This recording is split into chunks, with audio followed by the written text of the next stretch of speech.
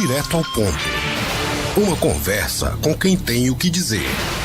São 12h mais 4. Muito boa tarde. Hoje, sexta-feira, o primeiro dia de março. Nós estamos com mais um quadro direto ao ponto, quadro de entrevistas do Jornal do Meio-Dia, e a gente havia prometido que a partir deste mês de março teremos uma participação fixa do PROCON de Campina Grande, o PROCON Municipal de Campina Grande, aqui no Jornal do Meio-Dia, sempre na primeira sexta-feira de cada mês. A ideia é fazer um balanço das atividades que estão sendo desenvolvidas pelo PROCON e aproveitar a presença aqui dos especialistas do órgão para explicar alguns direitos do consumidor. Hoje nós estamos recebendo 2 integrantes do PROCON de Campina Grande, o Raimundo Asfora Neto, que é assessor jurídico do PROCON, e o gerente de atendimento Pedro Farias. Asfora esteve há pouco tempo aqui com a gente, mas falando sobre outro tema, e hoje o assunto é o direito do consumidor. Boa tarde, Asfora. Boa tarde, Lenildo. Boa tarde a todos que fazem aqui a Rádio Campina Grande FM e aos nossos ouvintes, né? Também ao pessoal que está aqui no estúdio, Eufrase, Aninha, lá do PROCON, enfim. Todos que fazem a rádio, todos os ouvintes, estamos aí à disposição. Pedro, muito boa tarde. Seja bem-vindo aqui ao Jornal do Meio-Dia. É um prazer recebê-lo. Muito obrigado. Já tive a oportunidade de estar aqui presente em outro momento e parabenizar a iniciativa do convite ao PROCON. O PROCON, ele atende de pronto esse convite. É importante esse convite, essa manifestação do PROCON para a sociedade campinense, sobretudo nesse momento que antecede esse período carnavalesco. O direito do consumidor é um direito muito presente, é um direito que ele é muito presente na vida de cada cidadão enquanto consumidor. Então, quanto mais informações passar para a sociedade, é saudável para todo o munícipe. E falando aqui com o nosso ouvinte, eu vou só lembrar um ponto que a gente até falava na última conversa com o Rivaldo Rodrigues, coordenador do PROCON. Esse trabalho, essa parceria, essa prestação de serviços do PROCON e da Campina FM tem como objetivo atender ao consumidor e também ao empresário. Como eu disse aqui naquela outra ocasião, conhecer os direitos, conhecer o Código de Defesa do Consumidor, conhecer a legislação que envolve essa relação consumerista é um benefício primeiro para o empreendedor, para aquele empresário. A gente sabe que não é todo empresário que tem a condição de ter uma boa assessoria jurídica, de ter muitas vezes um conhecimento mais profundo sobre esse tema, e à medida que a gente vai debatendo, eu acho que a gente contribui tanto para o consumidor, obviamente, quanto também em relação ao próprio empresário. O PROCON está com uma pesquisa bem recente, um trabalho bem feito, aliás, uma cartilha para orientar as pessoas para o carnaval. João Paulo aqui ainda não comprou a máscara de carnaval, a fantasia de carnaval. O que é que traz aí nessa cartilha? Primeiramente, voltando ao assunto, quando você falou da necessidade do fornecedor conhecer o direito do consumidor, é real, isso é fático. Em dado momento, um debate com o fornecedor, e ele me questionou se não existiria um Código de Defesa do Consumidor. E eu comentei a ele que sim, existe. E aí ele me indagou, e qual seria esse Código de Defesa do Fornecedor? Eu disse o Código de Defesa do Consumidor. Perfeito. A partir do momento que o fornecedor conhece o que é o direito do consumidor, via de regra, ele não vai atingir esse direito. Ele não vai cercear esse direito do consumidor.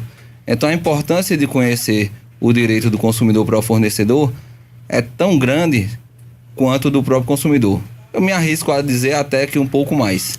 E lembrando aqui, Pedro, que o PROCON, sempre que provocado por qualquer que seja o fornecedor, nunca se negou a oferecer, Lenildo, palestras, capacitações, orientações sobre o Código de Defesa do Consumidor. Inclusive, e às vezes o quórum é preciso ser justo com isso. Eu converso muito com o doutor Rivaldo e eu dizia, doutor Rivaldo, o pessoal não pode chegar aqui e alegar, mas o PROCON só vem para punir. Isso não é verdade, né? Então, quantas vezes, Pedro sabe até mais que eu, o PROCON convocava 40, 50 fornecedores, chegavam a ter 5 na capacitação. Então, aí fica aí uma reflexão. Inclusive, sobre um parênteses nesse ponto que a gente está tratando, o que nós percebemos muitas vezes quando há procedimentos do PROCON, não só aqui em Campina Grande, mas no país como um todo, quando há o trabalho da imprensa, reportagens, sobre casos de conflito entre o consumidor e o fornecedor é que há muitas situações em que o fornecedor demonstra um desconhecimento gritante de direitos básicos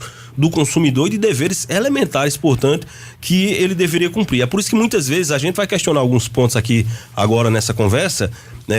Parece que o assunto é até óbvio demais, mas ao mesmo tempo que às vezes um certo consumidor não conhece aquele tema e aquele direito, o fornecedor, há muitos fornecedores que também infelizmente desconhecem, e é uma oportunidade. E aliás, até com base no que o Pedro falou, tão importante quanto o consumidor, ou mais importante, concordando contigo, do que o consumidor conhecer os seus direitos, conhecer o Código de Defesa do Consumidor, é o fornecedor conhecer bem essa legislação, né, Pedro? Em 2018 fizemos alguns debates, fizemos algumas palestras voltadas para os fornecedores de produtos e serviços. Dentre elas, postos de combustíveis, instituições privadas de ensino, bares e restaurantes, farmácias, o comércio em geral, fizemos algum tipo de palestra também, e tivemos em dado momento um quórum relativamente satisfatório. Entretanto, em algumas situações não superou a expectativa que a gente, enquanto o PROCON, depositou. Foi mobilizada a equipe, foi mobilizado material, tivemos ausências de alguma atividade que poderia ser feita naquele momento para atingir justamente essa sociedade, essa camada de fornecedores, para que ele possa tratar a relação de consumo com harmonia, que seja uma relação de consumo justa, que o consumidor se sinta seguro, para que o PROCON não venha somente reparar, né? O PROCON vem, na modalidade pedagógica, tentar evitar que exista o dano. Então a importância maior, o maior patrimônio do direito do consumidor é sua divulgação. Bom, vamos falar sobre essa cartilha? Vamos nela. Lenildo, justamente dizendo, voltando aqui ao foco central aí da pergunta, as orientações dessa cartilha são bem cristalinas, né? Fala, por exemplo, na questão do que observar se o tecido que compõe as fantasias devem ser laváveis, contém as devidas instruções de uso e etiqueta. Aqui chama atenção especial se o produto é destinado para criança, o cuidado deve ser redobrado. Então, se corre risco o produto de asfixiar, a questão da segurança, né, de intoxicação, asfixia, essas coisas. E aqui tem até uma recomendação bem expressa de procurar saber, e aí é bem fácil, se o produto tem o selo do Inmetro, que já é um indicativo, né, bem forte. No tocante, a cartilha tem uma previsão bem interessante na compra relacionada a compra virtual, a internet. E é importante que o consumidor, o fulião, nesse momento, ele tenha atenção ao prazo que o fornecedor requer para entregar o produto. Até porque, se tratando de produto de natureza carnavalesca, esse prazo ele tem que atingir a entrega ao consumidor antes desse período. Caso isso não aconteça, o investimento será em vão. Entretanto, o prazo vai estar acordado ali naquele momento da compra. É a obrigação do site expor o prazo de entrega e o consumidor avaliar se dentro desse prazo exposto ele vai ficar à vontade para receber o produto de maneira prévia ao uso. Então é importante que o consumidor esteja atento em todo momento à oferta, ao que é oferecido, seja no site ou seja na loja física. Aliás, já que você falou a respeito de prazos da internet, uma dúvida importante. Os prazos que são estabelecidos nas compras pela internet, eles geram a vinculação de compromisso de cumprir esses prazos? Como é que funciona isso? Sim, claro.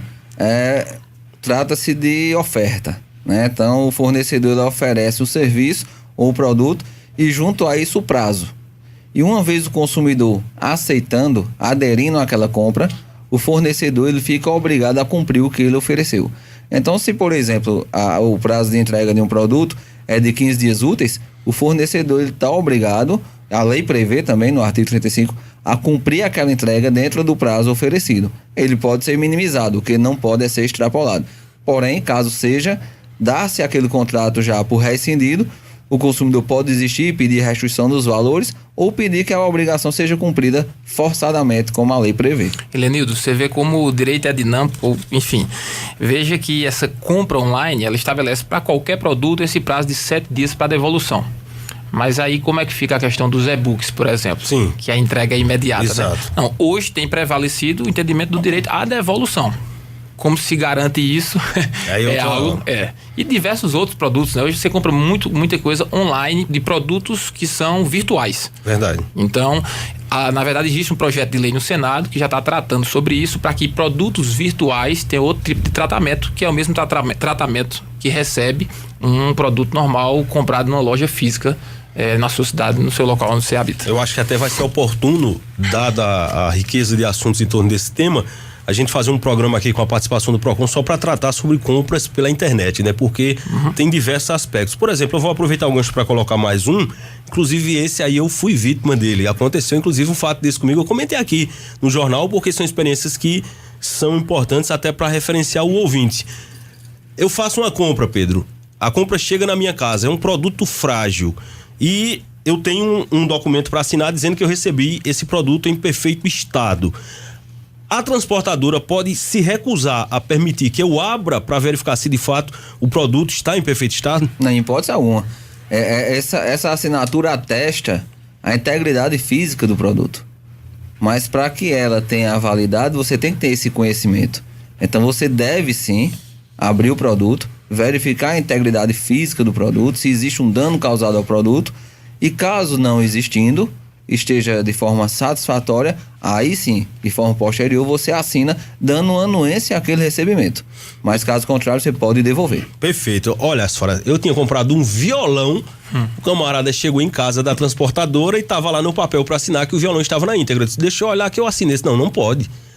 A empresa não permite. Veja, é uma coisa também muito comum que nós observamos, a empresa dizer, nós não permitimos, como se a determinação da empresa estivesse, inclusive, acima da lei. Eu digo, amigo, como é que eu vou assinar um documento sendo que está na íntegra o produto, sem ver o produto? Ele voltou com a mercadoria, inclusive retornou, não aceitou que abrisse para fazer a entrega, mas mediante um contato no saque, a empresa obrigou que o camarada voltasse mais uma vez, e aí eu pude verificar. São causos até que parecem incríveis uma coisa dessa, né? Pois muito bem, essa cartilha está disponível online, é isso? Está disponível no portal tanto da Prefeitura de Campina Grande como do próprio PROCON, né? Que fica aí. O da PMCG é pmcg.pb.gov.br, certo? O PROCON é esse mesmo endereço /PROCON. Aliás, todo esse trabalho que é feito de pesquisa pelo PROCON fica disponível lá no site, né? Tem muita informação, né? E é atualizado constantemente de maneira extremamente competente pela nossa aqui jornalista Eufrásia. Perfeito. Campina Grande está passando por um processo de modificação no seu sistema de passagens de ônibus, agora com esse novo formato de integração, a bilhetagem eletrônica, e o Félix Araújo Neto, superintendente da STTP, participou aqui essa semana explicando que os idosos vão passar também a passar ali o cartãozinho quando forem entrar no ônibus. Houve uma reunião para discutir esses ajustes e o PROCON participou. Qual é o foco do PROCON em relação a esse procedimento? Vê só, Lenildo, conversava ainda há pouco com o Dr. Rivaldo, ele está viajando, mas falando um pouco sobre a reunião que foi ele que participou, né? Ele dizia que uma das preocupações era a seguinte: o idoso, ele entrando pela porta de trás do ônibus, e muitas vezes aquela juventude, o estudante lá de primeiro ano científico, oitava série, brincava, entrou mais um 0800 e fica meio constrangedor para esse idoso, né? Então, isso foi pauta lá de debate e eles chegaram à conclusão de que o idoso teria direito a esse cartão, para que ele pudesse entrar pela porta que todo mundo entra, e aí ninguém vai saber se ele é ou não idoso, enfim, fica uma maneira mais, digamos assim, tranquila, para que ele tenha acesso a esse serviço público. O importante é que ele não tenha o direito dele cerceado ou pelo menos minimizado, ele possa garantir esse acesso. Inclusive, essa demanda também havia o fato de que as pessoas reclamavam que, como entravam algumas pessoas pela frente e outras pessoas por trás, gerava uma espécie de transtorno. Vai haver um processo de cadastramento, né, desses idosos a partir agora do mês de março, e é importante, até já que a gente está trazendo esse tema, que vai começar em março até maio, isso, né? Esse tema do transporte público. Uma dúvida também para os nossos ouvintes: o PROCON atua nas relações de consumo que envolvam qualquer tipo de empresa ou de qualquer tipo de serviço vinculado ao segmento público, Pedro? Sim, a gente tem que entender que a relação de consumo é aquela que existe um fornecedor, existe um consumidor, um objeto, nesse caso seria o contrato de transporte, e existe a onerosidade. Então, é competência do PROCON, sim, fiscalizar, atuar e autuar, se for o caso, alguma empresa que venha, porventura, tratar o transporte público com diferenciação do que foi oferecido no ato do contrato. Artigo 6º, inciso 10. E o consumidor CDC. que tem alguma demanda, quando ele vai para o PROCON, o que é importante levar? Eu tenho algum tipo de demanda, eu devo reunir documentos, o que é que a pessoa tem que estar em mãos? O consumidor que vai demandar pessoalmente no PROCON, ele tem que ter documentos pessoais, identidade, CPF ou habilitação, comprovante de residência, para que a gente possa cadastrar ele no nosso sistema SINDEC, os documentos referentes à demanda, o que seria isso? O objeto da reclamação. Se eu estou tratando de uma reclamação referente à prestadora de telefonia, aquela fatura. Se eu estou tratando de uma reclamação referente à compra do meu celular móvel, aquela nota fiscal.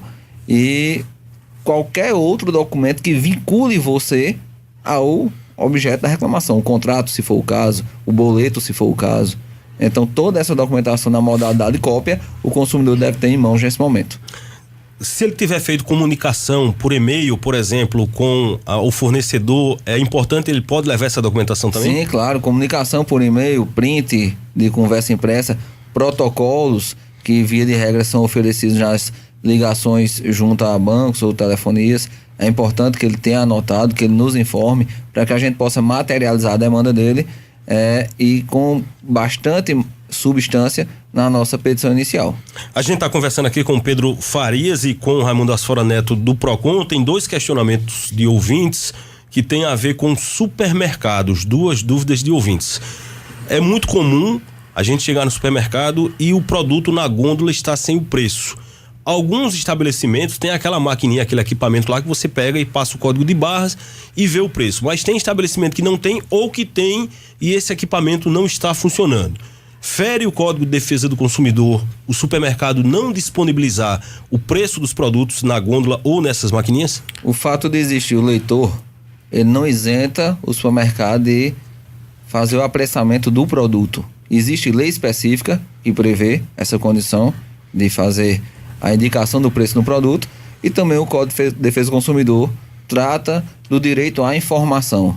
O que é que ocorre? A partir do momento que eu tenho o preço vinculado ao produto, indicando que aquele produto é aquele preço, eu posso ter a liberdade de contratar, que seria comprar ou não o produto. Então o produto ele tem que estar com o preço, com data de validade, com todas as informações necessárias para que eu possa me sentir à vontade de comprar ou não. Bom, tenho certeza que tem muita gente em casa que está dizendo, olha, no mercado que eu vou, eu chego lá e não tem preço. E não é coisa de mercadinho apenas pequeno, não. É muito comum a gente presenciar isso em supermercados grandes, os produtos sem preço, o preço ininteligível, infelizmente é muito comum. Outra pergunta também que tem a ver com supermercados, e pelo que eu já vi, é algo que já teve até várias discussões e várias, me parece que interpretações distintas. Eu queria até saber qual é a leitura do PROCON de Campina Grande e qual é a interpretação mais atualizada. É a história do supermercado limitar a compra de produtos a uma determinada quantidade. Você chega no supermercado, um ouvinte até mandou pra gente uma foto aqui, que eu acho que era algum tipo de biscoito, e tinha um aviso assim, limite de 20 pacotes por cliente. Eu queria que vocês explicassem qual é o posicionamento atualizado a respeito disso. Lenildo, aí, primeiro, isso aí é ilegal, certo? Por quê? Isso só se justifica em situações como a que ocorreu recentemente, daquela questão da greve dos caminhoneiros. Os produtos passam a chegar do fornecimento desses produtos bem limitado, e aí, para não prejudicar a coletividade, pode existir sim aí uma limitação por consumidor, para ele comprar esse produto. Mas em regra, o padrão é que não. O consumidor tem direito, está lá disponível, ele tem direito de levar o estoque que ele achar que deve. Porque a discussão que eu cheguei a acompanhar em relação a isso, Asfora, é justamente pelo aspecto que você disse, que me parece que o dispositivo do Código de Defesa do Consumidor estabelece que só é possível limitar sob uma justificativa, né? Precisa ter algum tipo de justificativa. E alguns fornecedores alegam que a justificativa seria poder abranger um número maior, por exemplo, de clientes, com aquela promoção, com aquele tipo de produto que está à venda. No entendimento do PROCON de Campina Grande, isso não configura, portanto, uma justificativa para exceção à norma. Não configura. Elenildo, só para fazer aqui uma correção, eu falei que o PROCON, no caso do endereço da internet, vem ao final, mas não é. O doutor Rival está aqui na escuta e já nos corrigiu. O endereço do PROCON é procon.campinagrande.pb.gov. Muito bem. Portanto, o posicionamento do PROCON de Campina Grande é que não é permitido fazer essa limitação da quantidade A própria lei, Lênin, ela prevê como prática abusiva impor limites quantitativos.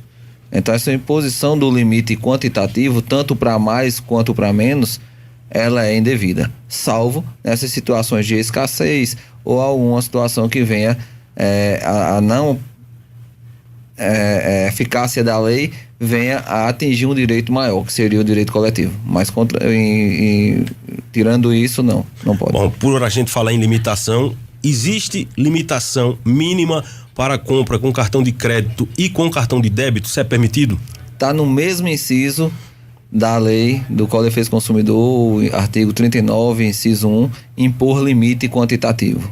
Né? Era uma prática muito conhecida antigamente, até em bares e restaurantes, que você teria aquela situação de consumação mínima.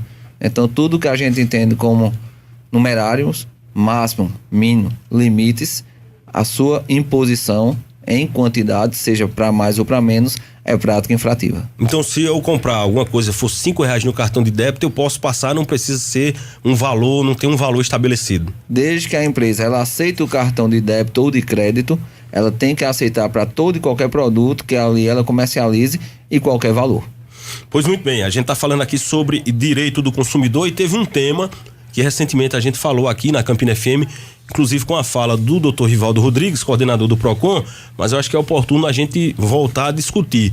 É a questão, o Pedro citou aqui os estabelecimentos como, por exemplo, bares e restaurantes, é aquela velha história da ameaça de você ter que pagar um determinado valor caso perca a comanda. Aí você vai lá com a sua família comer um rodízio de pizza e levar a mulher, a sogra, a mãe, todo mundo, e tem que estar preocupado com um papelzinho com a comanda, porque se molhar, se rasgar, se perder, o estabelecimento bota que você vai pagar um valor lá absurdo.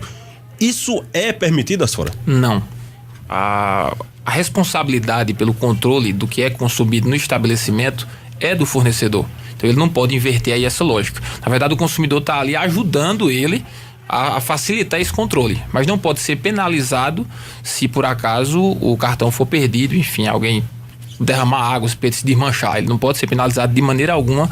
O CDC, ele tem essa proibição de maneira bastante clara.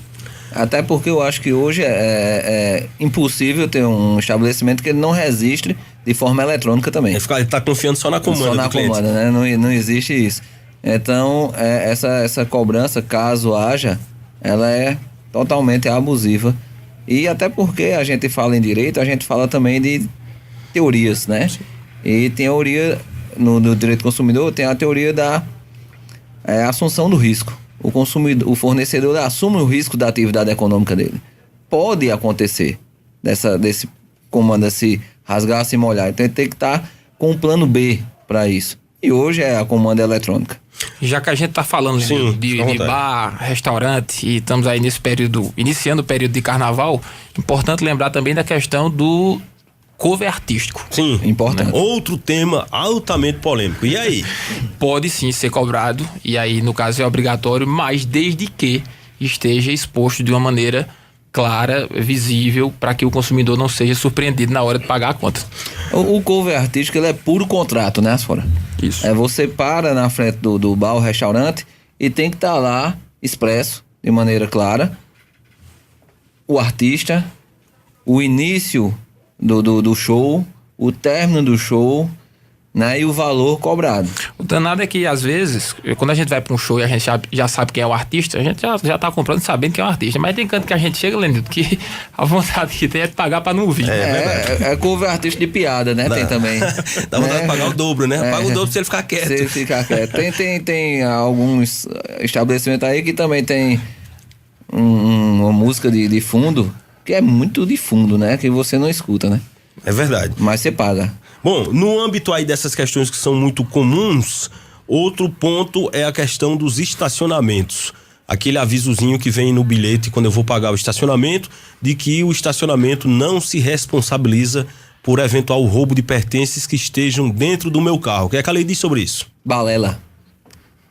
Porque quando a gente trata de responsabilidade objetiva, até tanto o Código de Defesa do Consumidor prevê, quanto o Código Civil prevê, que a responsabilidade objetiva ela ocorre independentemente de culpa. Então, se eu estou na condição de consumidor, que é bom que se ressalte que a condição de consumidor não é aquele que somente está comprando, mas aquele que está predisposto a comprar.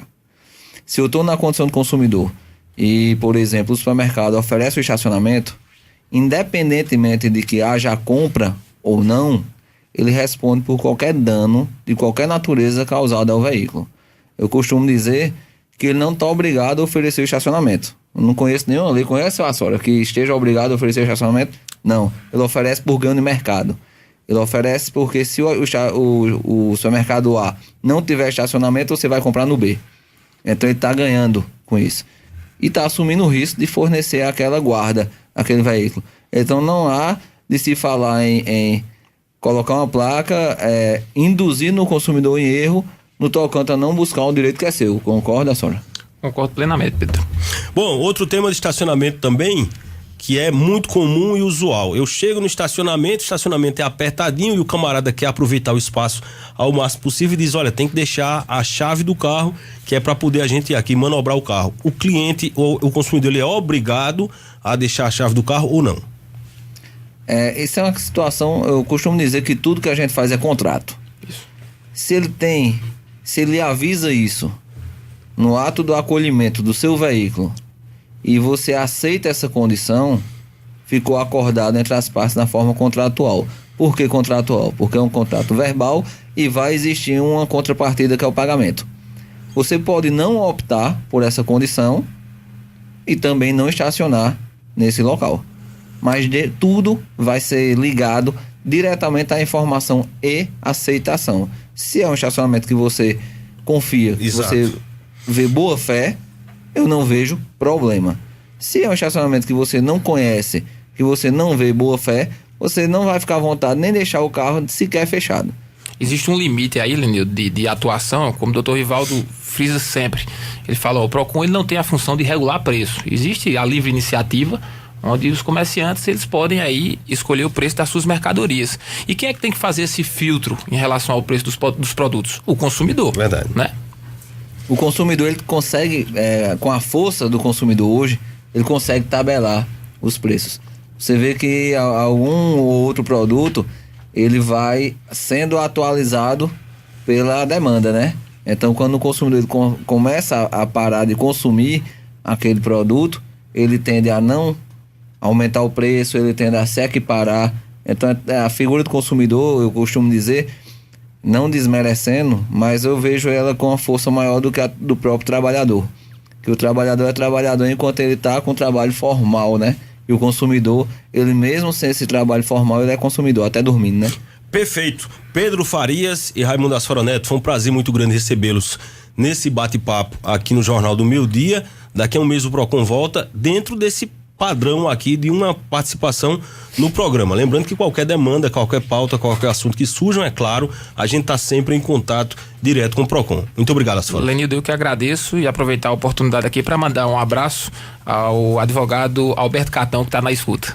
Grande abraço. Pedro, prazer muito grande. Prazer é todo nosso do PROCON, é um prazer também contracenar com a Asfora. A Asfora, ele tem uma capacidade jurídica que é pouco conhecida por quem não conhece o trabalho dele, mas é um cara altamente inteligente e foi muito bom esse momento.